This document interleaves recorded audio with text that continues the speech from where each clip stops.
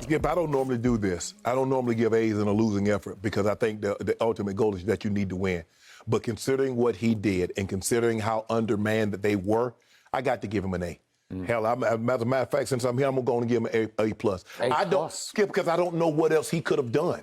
I mean, they blitzed him, they trapped him with double, they tripled him, and he was still able to get up. And he still, Skip, he shot 50% from the floor.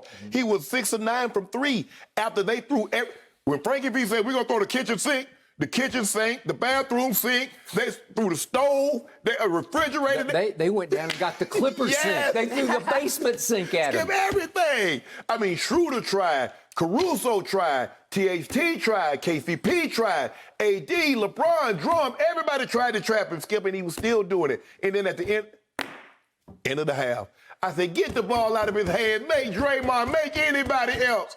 What they do? They let him float, and he just dart like he's going to go to the basket, knowing he knows there's not a whole lot of time. He can't get to the basket. All he wants to do is create a little separation, and boom. I was like, oh, my goodness. I told y'all don't let this man get going, and y'all let him get going. Now we got our hands full for the rest of the night. And he gave it to us, Skip.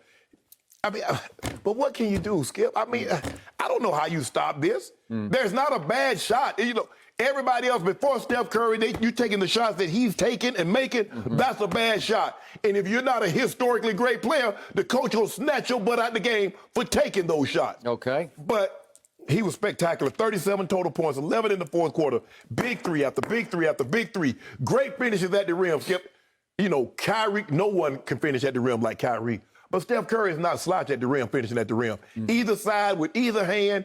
He was simply spectacular last night. And he was what he was last night and what he's been over the last 35, 40 days, which is sensational. Skip, I gave him an A because I don't really know what else he could have done. A+, you gave A+. I gave him an A+ because I don't really know what else he could have done to help the Warriors win. 12 of 23, 6 of 9, 7 of 8, and he was a +4. Everybody else was either minus. Draymond was the only other guy that was above, that had Andrew Wiggins, was a +1. Everybody else was either 0 or minus. Steph Curry did all he possibly could to get this win, but he just didn't have enough horses to run along with him. Okay, before I give Steph a letter grade for last night, allow me to say our man Michael Rappaport texted at halftime just after Steph shot what felt like a dagger. If there's such a thing as a dagger at the end of the first half, he shot it and made it, right? Because it put him up 13. And I knew as soon as I saw the text, it was the ultimate jinx text. And I didn't acknowledge it or answer it because you try to let it lay. Because I just immediately, I told Ernestine, the Lakers just won the game because this is the ultimate jinx. It's funny, you cannot do it. It's funny that you say that because when they were up 11-12, guess who was blowing my phone up? Just texting me back and forth. Hey, how you doing? How the family doing? I said, well, Mike, guess who? Guess what? And I said, Mike, I'm going to call you back after the game. Guess who sent me the voicemail every time I call after the game was over? One Michael Rappaport. I know you were. Because he was requesting to come on our show today because he wanted to rip and slash your Lakers with one of his stand-up routines. And I would have welcomed it. It would have been fun. But it was doomed as soon as he started to prematurely text. You have to let it lay, let it play, let it finish. If it finished, then you got it because it's in the can, That's how he front run. He just texted me, hey, how you doing? Tell Skip I said hello. Okay, you got Skip number. You tell Skip hello. Okay. Back to the grade.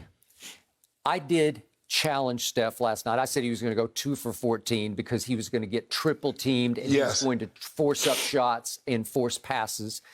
And I dared him because he's had a legacy and a history of coming up even smaller than he is in some of the biggest playoff games he's played. He gift-wrapped LeBron's, how many championships does he have? 4. He gift-wrapped number 3 for LeBron because in games 5, 6, and 7, I dare you to go look it up and look what this man didn't do against your Cleveland Cavaliers at that point in those 3 games because he was abysmal from the field and from 3. And then in games 4 and 6 against Toronto, he came up really small at home against Kawhi and company. Okay, so last night, the reason I'm going to give him a B+, because he did rise and shine in every other capacity, but you you swept this under your little carpet over there. He had 6 turnovers and only 3 assists. Well, that shocked me because I gave him 10 assists for the game because I thought they would make him a passer. Yeah, they just turned him into a passer, and early on they did. But I thought he could do enough damage with his passing to get open looks for whoever. Wiggins had a pretty good game, decent game. He started out hot. Yeah, he did. But the point was, 6 turnovers to only 3 assists is no good. And what happened in the third quarter when you guys turned up the defensive heat? He had 3 big turnovers, and his man Draymond had 3 more. So they just unraveled in the third quarter. And as Steve Kerr said, to him, they were unforced errors. It wasn't like the Lakers were just taking the ball out of his hands. Well, KCP did take it out of his hand one time. But the point was, he was just coming unglued. So was Draymond. And I got to tell you, as much as I respect Draymond on defense, he was an offensive liability for them last night. It even came down to the one play where Steph hit him right under the basket, right in the hands with a point-blank little layup dunk, you know. Yeah, he lost it. Muffed it, right? Yeah, Wiggins did the same thing. Wiggins had one that could have put him up. I agree. But, Skip, the thing was, I was hoping they make Steph Curry. Because I said all along, if Kent Bazemore and Poole and Toscano Anderson, if they can hit, take, and make those shots, I can live with it. I just didn't want to see this. I'm like, I think the only critique that I would have is not the turnover, Skip, is that I believe he should have got up more than 9 threes. That's what I believe he should. It's just pretty hard to get him up when you're triple team. I don't care. They're chasing him everywhere. They were. They had the big penguin chasing him a bunch of times. And that was the thing, because it's hard, because and he did a great job of staying out of corners, because he knows if they get him in a corner, he's dead to right, because here come AD, here come Big Penguin, along with one of those guards to trap him. So he did a great job. And guess what? He felt him overplaying. He backdoored. Remember, he got a couple of layups on the back door, Skip. He was just considering, Skip, but you look at the guys that he's playing with. I mean, Kevon Looney had a bunch of rebounds, but Kevon Looney doesn't scare you. I agree. Bazemore doesn't scare you. I told you yesterday, he's the head of the snake, but there's no body. Right. It's just the head. And you look at Skip, I mean, if somebody would have told me, I probably would have bet a good chunk of money, Skip, that he wouldn't get this many points. Okay. He wouldn't get this many points. So I'm going to remind you that when we were breaking down this game over the last 2 days leading up to this game last night, when I would mention all the possible defenders for Steph Curry, you would correct me and say, no, you're leaving out Schroeder, right?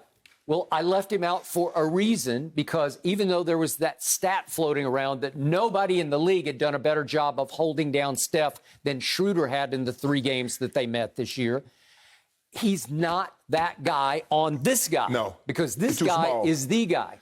He's not only too small, but he overplays everything, and he gambles. He's like the ultimate Kluwer cornerback who's jumping every route. Yeah.